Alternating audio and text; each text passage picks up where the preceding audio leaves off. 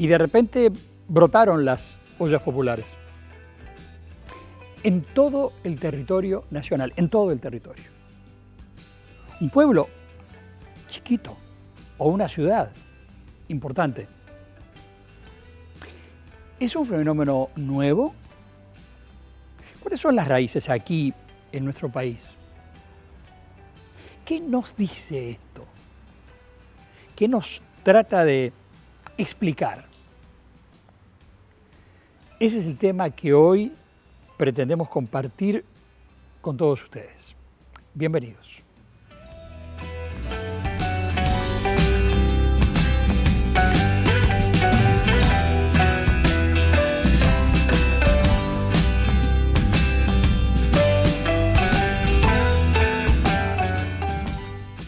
Primero, bienvenidos. Gracias. Hemos preparado esto, como verán, con mucho esmero, canto de pájaros, cosa natural, para volver a tener en su lugar la palabra, ¿no? Escucharnos, escuchar al otro. Yo decía en la presentación, si tenemos conciencia, o conocimiento, no conciencia, del tema de las ollas populares que mucho se ha hablado en los medios de comunicación, pero sobre todo de determinados lugares, que es donde más fácilmente llegan los cronistas. A mí, que me encanta ir por los poblados más pequeños, tuve dos constataciones. Una, la de la pena de que hubiera tanta gente necesitando del otro. Y la otra era hasta en los lugares más chiquitos. Lugares donde viven 150, 180, 200 personas. También allí la olla tratando de solucionar en parte. Entonces, yo les voy a presentar brevemente, está instalado el tema y cada uno va a aportar. Primero ustedes. Mercedes Clara. Es licenciada en Comunicación Social y egresada de la Escuela de Psicología Social Pichón Riviera, autora del libro Padre Cacho, Cuando el otro quema adentro, una obra que relata la vida del sacerdote católico Rubén Isidro Alonso, más conocido como Padre Cacho. Realizó una serie de productos audiovisuales denominados Rostros de la Pobreza en Uruguay, entre los que se encuentra Cruzador de Fronteras, un documental que también trata sobre la vida del Padre Cacho. Eres docente de la Universidad Católica del Uruguay. Está el tema instalado. El entramado social, las ollas populares, ¿qué nos está pasando? ¿Qué significa? Bueno, es una constatación bastante esperanzadora, ¿no? La emergencia de las ollas populares en este marco de pandemia, ¿no? De tanta vulnerabilidad, donde bueno, quedó a la vista justamente, ¿no? La interdependencia y bueno, estas respuestas, ¿no? Este estallido de la solidaridad por distintos barrios, tratando de responder a esta emergencia, ¿no? Porque creo que fue una emergencia que no teníamos previsto y todos tuvimos que de algún modo reaccionar ante eso, nuestra vida individual, ¿no? Donde muchos proyectos se caían y a su vez tomar conciencia de esta interdependencia y poder empezar a pensar en lo colectivo. Y mi experiencia personal en el barrio Plácido Yauri, en el barrio donde empezó el Padre Cacho, es de una olla impulsada por las propias vecinas y por eso digo constatación de algo esperanzador, porque ver la fuerza de esas vecinas que todos los sábados organizan la comida para todos los niños y las personas mayores del barrio, es realmente una inyección de esperanza, ¿no? Esa solidaridad vivida en estos rincones, como decías vos, en el corazón del barrio Plácido Yauri, que sostenía en el tiempo, ¿no? Todo hasta el día de hoy, y bueno, ojalá en algún momento ya no fuera más necesario, pero eso, una fuente de aprendizaje inmensa y poder compartir eso. ¿Sabés qué? A mí se me ocurre ya una cosa, pero simplemente la voy a comentar y después volveremos o no sobre ella antes de presentarlo a Pablo. Porque hay gente que ha hecho este esfuerzo por los demás desde siempre y que cobró visibilidad de repente ahora, porque fue un fenómeno social impresionante, o es. Pero hay gente que hace solidaridad mantenida en el tiempo, solidaridad como actitud de vida. No hace falta que venga ningún bicho, no hace falta que venga una pandemia. Yo sé que el otro necesita, así que nos juntamos el sábado, nos juntamos el jueves, cuando sea, y vamos a hacer una olla, vamos a hacer comida para repartir entre la gente. Y me parece que eso también es muy, pero muy importante. Hablamos de eso después. Pablo Bonavía, teólogo coordinador del Observatorio de Amerindia, sacerdote de la Arquidiócesis de Montevideo, párroco de San Antonino, en el barrio Jacinto Vera, y ex profesor de Teología Fundamental en la Facultad de Teología del Uruguay. Integras la comisión directiva de OBSUR y del Hogar Sacerdotal. Me imagino que la escuchabas a Mercedes y querías meter algo, querías decir algo. Bueno, escuchar a Mercedes es sentirse muy involucrado en lo que ella siempre plantea, no solo por la larga historia de trabajar juntos que tenemos, sino porque ella tiene una mirada que siempre suscita lo que yo creo que esta pandemia está llamada a suscitar, un enorme aprendizaje. Yo creo que sería un desperdicio el no preguntarnos qué tipo de mirada y de actitud fundamental nuevos nos está reclamando esta pandemia. Y yo pienso que el tema de las ollas populares puede ser un buen punto de partida. Para mí contradictorio, porque por un lado expresa la enorme, inagotable capacidad que tú bien decías de solidaridad que existen, sobre todo en los sectores populares, por lo tanto la capacidad de ponerse en el lugar del otro. Y eso hacerlo como hábito, no como instancia exclusivamente puntual o espontánea, como parte de una forma de entender la vida. Y a mí me parece que esto es lo importante, como parte de una forma de entender la vida. ¿Por qué lo digo? Porque yo quisiera que las ollas populares no existieran. Porque en realidad el riesgo de que, sabiendo que existe esa capacidad de hacerse cargo del otro en algunos sectores más castigados, puede ser que no recojamos el grito que significa eso para el conjunto de la sociedad. Tú bien decías, todos lo decimos, la olla popular sale al encuentro de las necesidades del otro. Pero yo invito a hacer una lectura distinta en el sentido de decir, ¿pero quién no tiene necesidad del otro? ¿No será que el grado de autogestión que tienen otros sectores de la sociedad justamente es posible porque tienen muchos apoyos, quizás no remunerados, que les permiten a ellos, bueno, desempeñar una cantidad de tareas y sacar a flote una cantidad de capacidades que tienen? A mí me parece que al mismo tiempo que nos habla la existencia de las ollas populares, de ese enorme, inconmensurable esfuerzo por dedicarse unos a otros, porque muchos de los que están en las ollas populares son ellos mismos los que viven la situación de, por distintas razones, ¿verdad?, de insuficiencia, sea porque son migrantes, acá en Montevideo eso es muy común, sea porque son gente en situación de calle, sea porque eran trabajadores informales y ahora no tienen forma de mantenerse, sea porque fueron despedidos. Todas situaciones en las que cualquiera puede caer y que es bueno saber que existe ese músculo social para solidariamente ayudarnos a salir adelante. Pero yo creo que también es bueno desde ahí pensar, ¿y los demás? Los que no vamos a las ollas populares. ¿Será que no precisamos de los demás? ¿O será que tenemos garantizada permanentemente un cierto apoyo que quizá no valoramos de la sociedad en su conjunto? Yo lo conversaba esto con Amparo también.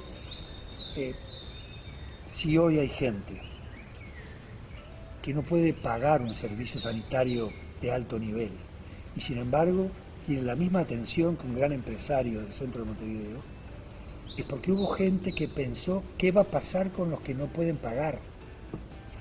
Si hoy hay gente que cobra un despido, y yo sé que en América Latina esto es muy difícil, y es normal que una persona cobre un despido y nadie lo considera una dádiva, sino un derecho, es porque hubo gente que pensó qué va a pasar con los que no pueden comprar su subsistencia fuera del trabajo. Y lo mismo podemos pensar en el mundo sanitario, ¿verdad? O sea, es un tema amplio. Ujú. Sí, sí, además por el lado que vas, amplísimo. Amplísimo. O sea, porque termino con esto. Para Sí. mí habría que pasar de la solidaridad, digamos, puntual, imprescindible, que siempre va a existir, menos mal, a la solidaridad como estructura social, que ya tenemos en Uruguay, es un privilegio, y no es de este gobierno ni del anterior, sino que es una historia que se ha construido, donde hubo gente que pensó en los derechos de los que no van a poder pagar en el futuro, pensó en los que vienen después, pero también ver que a distintos niveles hay mucha cosa todavía por mejorar. Entonces yo digo, por eso digo, la olla popular por un lado es una cosa que llena de esperanza, lo decía Mercedes, y por otro lado es un grito de decir, esto no puede considerarse normal. A ver, pero tú que has estudiado a fondo, ¿no? En la obra de Cacho. Cuando Cacho toma su decisión de vida y de ir ahí, las condiciones eran iguales o peores, esperando que alguien fuera con alguna solución, y no había COVID-19, habría gripes, pero ahí se instaló. Sí, había pobreza, desigualdad, ¿no? Claro, Esa es la claro. mayor pandemia, creo, Claro, ¿no? Que exactamente, que sigue estando. sigue estando, pero claro, ya yo creo que el mayor problema que tenemos como sociedad es la naturalización de ese grito que traía Pablo, ¿no? Nos acostumbramos, eso que Cacho pudo ver, ¿no? Sí. A escuchar eso y ya no es noticia eso, ¿no? Ya no vas a ver, hay un autor que lo llama lo inaudible social, ya no escuchamos ese grito que se está diciendo, ¿no? Esas vidas que están siendo mutiladas, ¿no? Ese dolor que Cacho fue capaz de sentir, de reconocer y de justamente interpelarse a sí mismo de tal forma que, bueno, que dio el paso para estar ahí y ser uno más. Y esa capacidad de ir sin respuesta, simplemente con ese deseo de compartir y, bueno, y ahí ver junto con los vecinos, tocar esas necesidades y juntos ir buscando los caminos, ¿no? Que creo que tiene que ver con esto que traía Pablo de ese músculo, ¿no? Social que no lo tenemos tan entrenado, porque ante situaciones puntuales, sí, hay un tornado y no sé qué, sí, claro que nos organizamos y hay un acervo fuerte, ¿no? Sí. Está eso de que los uruguayos somos solidarios, que se dice. Sin embargo, me acuerdo cuando le preguntan a Cacho, él dice que los uruguayos no somos solidarios. A mí siempre me impresionó eso, ¿no? Sí. Y claro, esa solidaridad que te transforma, esa solidaridad que no es solo que voy a dar algo, sino que voy porque necesito aprender, ¿no? Necesito también dar y recibir en ese intercambio donde nos vamos volviendo más humanos, nos vamos haciendo personas en ese intercambio, ¿no? Sí. Entonces me parece que ese músculo, hay experiencias puntuales, ¿no? En la historia que lo ejercitan, pero después cada uno se va encerrando en sus mundos y es más cómodo no hacer ese ejercicio, que es el viejo ejercicio de la empatía, ¿no? En definitiva, pero que no es solo por el otro, ¿no? Que estamos todos embarcados en eso. ¿Estás de acuerdo con Cacho de que no somos solidarios o que somos solidarios a veces o que la actitud de solidaridad permanente no es la regla? Yo creo que la solidaridad permanente... Como actitud de vida, ¿eh? Sí, es una manera de situarse frente a la eso. Y a mí me parece importante porque a veces se da como regalo, como caridad, como dádiva, algo que en el fondo es devolverle a la gente algo que les pertenece. Porque así como otras personas que tienen otras posibilidades en la vida, las tienen porque hay gente que les hace de comer, gente que les cuida a los niños, gente que se preocupa por su futuro, así también todos necesitamos esa especie como de espacio social garantizado mínimo para que cada uno desarrolle sus propias capacidades. Entonces la solidaridad entendida como la base de toda capacidad autónoma, de toda capacidad de desarrollo personal, que también la tienen las personas que no vamos a las ollas populares, pero que quizás no se visibilice de la misma manera. Hay un viejo refrán de la doctrina social de la Iglesia que viene de los padres, que decían, grandes padres de la Iglesia, cuando a ti te empieza a sobrar las cosas y hay gente que precisa, tú no le vas a dar algo que es tuyo, le vas a dar algo que es de ellos, le vas a devolver algo que es de ellos. El sentido de propiedad que nosotros tenemos tiene que ser relativizado. Si la propiedad tiene una dimensión social que en la doctrina de la Iglesia es importantísima y que hace que el mercado no sea la única instancia de retribución y de distribución.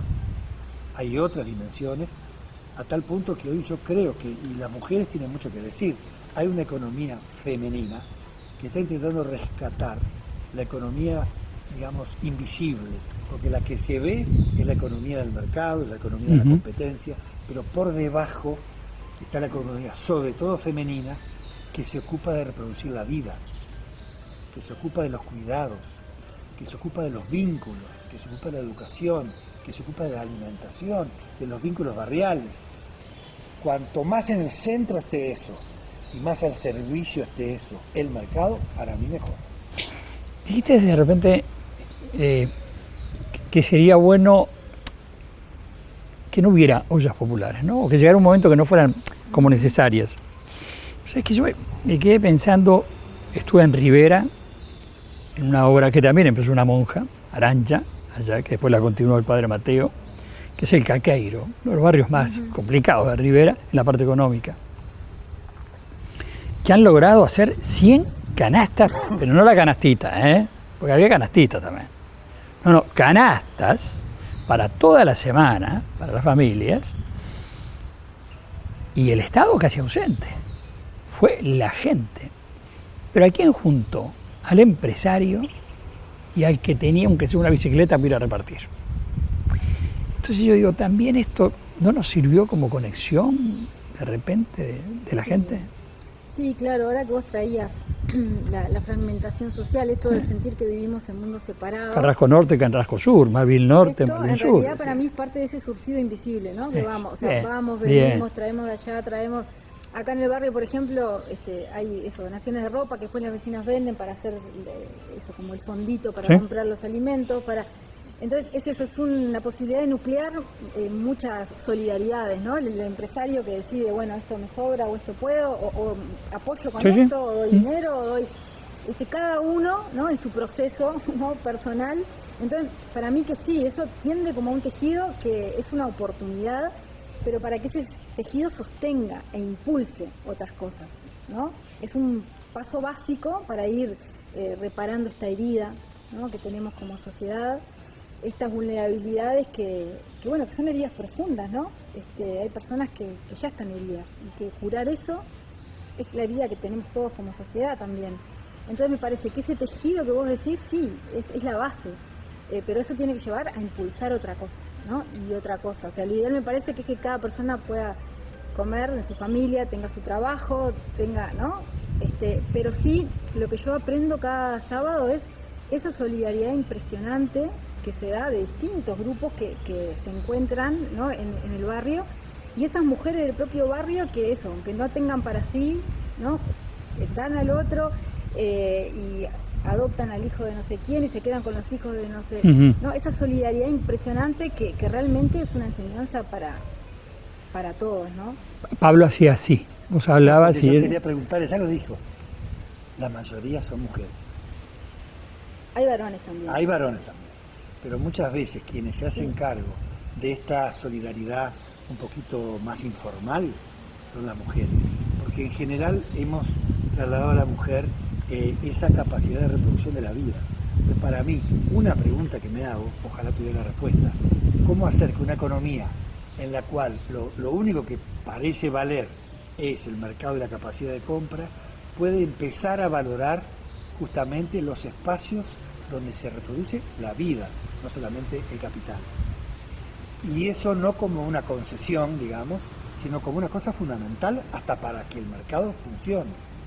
Porque justamente es sobre el colchón que le da este espacio generalmente femenino, por eso decía, de reproducción de la vida, que se puede manejar otros aspectos más reconocidos como importantes, ¿no? Entonces yo creo que un aprendizaje, por una pregunta que yo me hago es, después de un tiempo de vieja normalidad que fue la que provocó la pandemia y algunas de sus consecuencias, no todas, ¿no podremos pensar una economía en donde, digamos, se incorpore todo lo que brinda, digamos, solidariamente la sociedad a la sociedad misma, al propio funcionamiento del mercado, de tal manera que el derecho a la vida sea más importante que la capacidad de compra.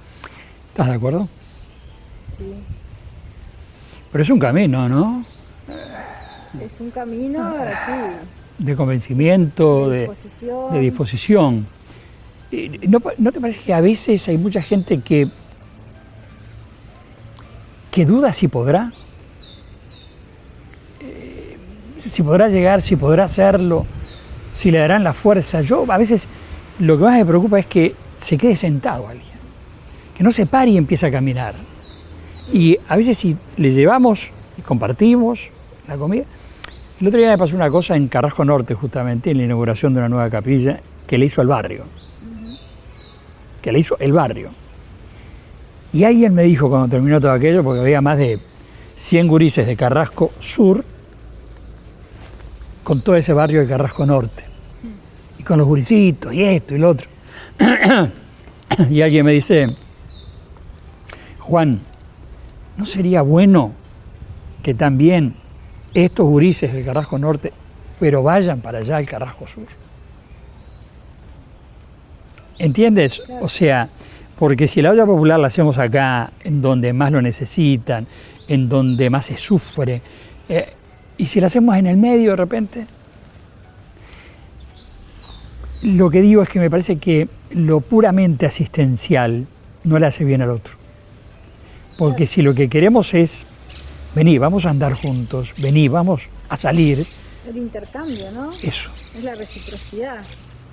Sí, es que el escenario ideal es justamente de ir y venir, de encuentro, pero no es el escenario real, ¿no? En las condiciones en que estamos dados. Estamos pensando en familias, digo, y en grupos sociales que no se mueven de un sitio a otro, ¿no? Que podés nacer, crecer y morir sin haberte movido de sitio, ¿no? Sí, sí. Y cuando digo, hablo físicamente, pero también simbólicamente. Sí, sí. Entonces realmente animarse a cruzar esas fronteras para todo, ¿no? Animarse a dar esos pasos que generen movimientos y encuentros. Bueno, yo creo que por ahí es como el camino, ¿no? De esa solidaridad más sostenida, ¿no? Que posibilite otras cosas. Porque si no, ¿qué se hace? Se construyen más rejas Sí. que no van a alcanzar. Entonces le ponen electricidad arriba de la reja. Y después que se hará una empalizada. ¿Y cómo hacer para evitar que la solidaridad se transforme en dádiva? O sea, tú no sos capaz, yo lo hago por vos. Porque eso lo que hace es reproducir un vínculo social que no es sano y pasar de ahí a, bueno, así como yo recibí, la solidaridad no se devuelve, se reproduce, simplemente te hago participar de algo de lo que yo también recibí y sigo participando y me alegra de poder hacerlo. Entonces a mí me parece que esa dimensión de que le estamos compartiendo con los demás algo que les pertenece, les estamos restituyendo algo que la sociedad toda construyó también para ellos, me parece que fortalece el tejido social, porque lo que más me parece desanima es cuando una persona se ve sola. Todos estos grupos son grupos que tienen el hábito de saber que solos no se salvan. Y eso le pasa a todo el mundo. Lo que pasa es que ellos eso lo viven de una forma muy descarnada y creo que tienen mucho para aportar, en el sentido de que a veces la apertura económica obliga a ir a lo esencial, obliga a priorizar. Y a veces la holgura económica, bueno, nos hace olvidar de que hay prioridades y por lo tanto a veces nos perdemos en el mundo del consumo. Sí, yo quería una cosita agregar, esto de que a veces tiene muchos riesgos estas cosas, ¿no? Que a veces con la mejor intención, en esto que vos decías, ¿no? Lo asistencialista, lo que hacemos a veces es profundizar esas distancias. Por más que lleves cosas, por más que... Pero si no sos capaz de preguntarte por qué las cosas son así, a mí me pasa que acompaño voluntarios, ¿no? Que van a hacer proyectos, y hay personas que de repente hacen un proyecto 3 meses yendo al barrio y vos ves que no cambió nada en su vida, o sea, no hay una pregunta nueva, no hay un cambio de actitud, no hay... ya no sos el mismo, hay opciones que ya no vas a tomar, o sea, ahí es cuando eso empieza a implicar la vida, ¿no? Y es un proceso ascendente de mayor compromiso y de transformación personal, si no, eso, vas, venís y sigue siendo igual, seguimos fortaleciendo una relación que es vertical, que es yo te doy porque vos no podés, porque yo tengo. En la medida que no hay compartir, que no hay encuentro, que no damos ¿no? Cada uno lo que tiene, que son de repente cosas distintas. No, para mí por ahí no hay salida y no hay una solidaridad de verdad transformadora, que si ahí vamos, ¿no? Es tan interesante todo, y qué bien que nos hace, bueno, por lo menos a mí, estoy seguro que a nosotros, ¿no? Escucharnos. Volver a la vieja práctica, ¿no? Sí. Apagar la tele, ahora no la apague todavía, pero apagar la tele, dejar la compu, sí. Vamos a charlar. Simplemente como una idea para quien está haciendo el ciclo, porque Pablo dijo una cosa y Mercedes me parece que no opina igual. Entonces yo quería dar mi opinión en cuanto a la mujer. Es el centro. No hay manera, mi visión.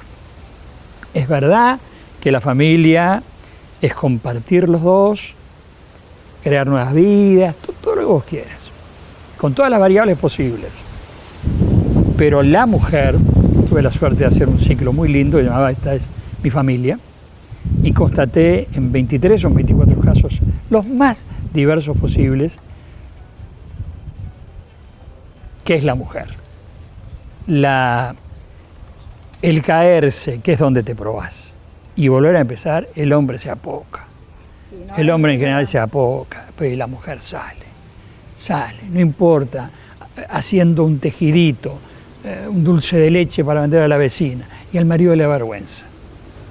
Sí, yo estoy de acuerdo con Pablo, sí. La única salvedad que hice tal vez es porque como la gran alegría es que en esta olla hay como 3 o 4 varones comprometidos. No, bien, claro. Pero eso, claro, como que, pero verlo y lo valoro porque en realidad soy testigo de esa otra realidad, que los pilares son las mujeres, claramente las de la iniciativa, ¿no? Sí, es la mujer. Después los hombres están ahí también y sostienen, ¿no? Y acompañan, pero claramente que sí, la mayoría, las guerreras. De las mujeres a la hora de crear vínculos en la familia. Yo pienso que muchas veces los varones nos sentimos como que eso es de la mujer, crear vínculos, tanto con los niños, como con los vecinos, como con la sociedad. Bueno, eso es un tema femenino. No, el crear vínculos es la esencia de la posibilidad de humanizar la vida. Es que, mi querido Pablo, crían a los hijos, cosen la ropa, hacen los mandados, manejan la economía, y como decía un poeta popular que era Eustaquio Sosa, y después de terminar aquella jornada brutal, hizo una canción, ¿no? Dice, y en la noche aún le piden ternuras las manos del chacarero. Y es capaz de darla. Pero ese, bueno, nos fuimos de las ollas populares a otras cosas, pero así son las conversaciones, ¿no? Es precioso realmente este momento. Dios quiera para quienes están compartiéndolo haya pasado lo mismo. Muchas gracias. Gracias por la invitación. Gracias.